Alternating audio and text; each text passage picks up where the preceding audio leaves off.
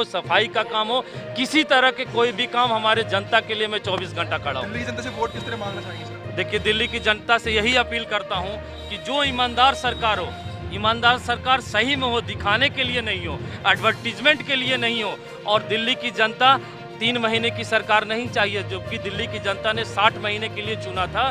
केजरीवाल जी ने 2.5 महीने और 3 महीने फ्री का सिस्टम किया है।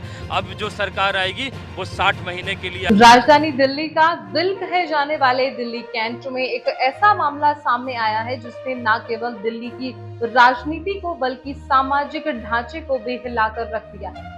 दिल्ली पुलिस की क्राइम ब्रांच ने चोरी के आरोप में आफ्ताब नामक एक व्यक्ति को गिरफ्तार किया है। प्रारंभिक पूछताछ में आफ्ताब ने खुलासा किया है कि वह मनीष सिंह के संरक्षण में रह रहा था, जो दिल्ली छावनी बोर्ड के सदस्य हैं और भारतीय जनता पार्टी के पूर्व विधानसभा प्रत्याशी भी हैं। यह मामला कई सवाल खड़े करता है। क्या राजनीतिक रसूख का उपयोग अपराधियों को संरक्षण देने के लिए किया जा रहा है? क्या पुलिस और न्यायपालिका इतनी कमजोर हो गई है कि अपराधियों को पकड़ना मुश्किल हो गया है?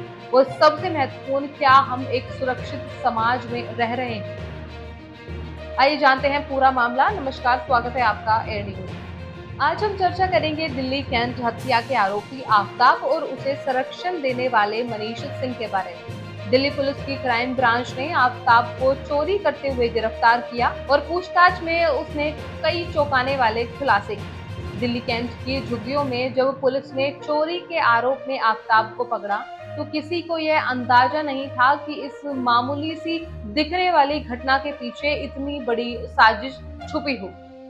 पूछताछ के दौरान आफ्ताब ने खुलासा किया कि वह मनीष सिंह के साथ काम करता है, जो दिल्ली छावनी बोर्ड के सदस्य हैं और भारतीय जनता पार्टी के पूर्व विधानसभा प्रत्याशी भी हैं। मनीष सिंह ने उसे पुलिस से बचाने के लिए संरक्षण दे रखा था। जांच के दौरान यह भी पता चला कि आफ्ताब बिहार का रहने वाला है और वहां पर उसके खिलाफ हत्या और चोरी के कई मुकदमे दर्ज हैं। बिहार पुलिस कई वर्षों से उसकी तलाश कर रही थी। आफ्ताब दिल्ली कैंट की झुग्गियों में शराब, गांजा और अन्य मादक पदार्थों की सप्लाई करता था। मनीष सिंह ने उसे लोगों को धमकाने के लिए अपने साथ रखा था और कई लोगों ने इस संबंध में दिल्ली पुलिस को शिकायतें भी की थी। मनीष सिंह का राजनीतिक रसूख इस मामले में सबसे बड़ा पहलू। उन्होंने आफ्ताब को न केवल पुलिस से बचाया है बल्कि उसे अपने आपराधिक गतिविधियों के लिए इस्तेमाल भी किया। मनीष सिंह ने आफ्ताब को जनता के सामने लाने के लिए कई राजनीतिक मंचों का उपयोग किया और यहाँ तक कि उनका जन्मदिन भी मनाया। आपको बता दें कि मनीष सिंह का नाम इस घटना में प्रमुखता से उभर कर सामने आया है। दिल्ली छावनी बोर्ड का सदस्य और भाजपा के पूर्व विधानसभा प्रत्याशी होने के नाते उनके पास राजनीतिक ताकत और रसूख है। यह रसूख ही उन्हें कानून के शिकंजे से बचाया रहा है। मनीष सिंह ने अपने राजनीतिक प्रभाव का उपयोग करके आफ्ताब को न केवल पुलिस से बचाया है बल्कि उसे अपने आपराधिक गतिविधियों के लिए भी इस्तेमाल किया। आफ्ताब का आपराधिक इतिहास बिहार में हत्या और चोरी के मुकदमों से भरा पड़ा है। बिहार पुलिस कई वर्षों से उसे ढूंढ रही थी और दिल्ली में उसे मनीष सिंह के संरक्षण में पाया गया। यह दिखाता है कि कैसे अपराधी दूसरे राज्यों में भागकर राजनीतिक संरक्षण में छुप जाते हैं और अपनी आपराधिक गतिविधियों को जारी रखते हैं। दिल्ली कैंट की झुग्गियों में आफ्ताब ने शराब, गांजा और अन्य मादक पदार्थों की सप्लाई की व्यवस्था बना रखी। यह एक गंभीर मुद्दा है क्योंकि यह मादक पदार्थ न केवल स्थानीय लोगों की सेहत को नुकसान पहुंचाते हैं बल्कि सामाजिक और आर्थिक स्थिति को भी प्रभावित करते हैं। मनीष सिंह ने आफ्ताब को संरक्षण देकर इस अवैध धंधे को बढ़ावा दिया।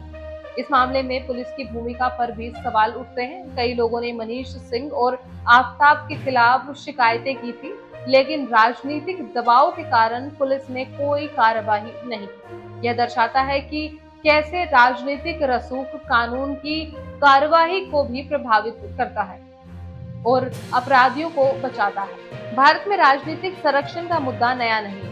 आजादी के बाद से ही कई नेताओं ने अपने प्रभाव का उपयोग करके अपराधियों को बचाने का काम किया है। बिहार, उत्तर प्रदेश और अन्य राज्यों में ऐसे कई उदाहरण मिल जाएंगे। जहां राजनीतिक रसूख का दुरुपयोग हुआ। मनीष सिंह का मामला भी इसी कड़ी का एक उदाहरण है। यह दर्शाता है कि कैसे सत्ता का दुरुपयोग करके अपराधियों को बचाया जाता है और न्याय प्रणाली को कमजोर किया जाता है। इस घटना का प्रभाव व्यापक हो सकता है। सबसे पहले यह दिल्ली की कानून व्यवस्था पर सवाल खड़ा करता है। यह दिखाता है कि कैसे राजनीतिक रसूख का उपयोग करके अपराधियों को बचाया जा सकता है। दूसरा, यह सामाजिक ढांचे को भी प्रभावित करता है। मादक पदार्थों की सप्लाई और अपराधियों का संरक्षण समाज को कमजोर बनाता है और लोगों के बीच असुरक्षा की भावना भी पैदा करता है। भारत में कई ऐसे उदाहरण हैं जहां राजनीतिक संरक्षण के कारण अपराधी कानून की पकड़ से बचते रहे हैं। उत्तर प्रदेश में मुख्तार अंसारी, बिहार में शहाबुद्दीन और झारखंड में राजा पीटर जैसे नेताओं का नाम इस सूची में प्रमुखता से आता है। इन नेताओं ने अपने राजनीतिक प्रभाव का उपयोग करके अपराधियों को संरक्षण भी दिया और न्याय प्रणाली को कमजोर भी किया। तो इस तरह दिल्ली कैंट की घटना ने यह स्पष्ट कर दिया है कि हमारे समाज में राजनीतिक रसूख का दुरुपयोग कैसे हो रहा है।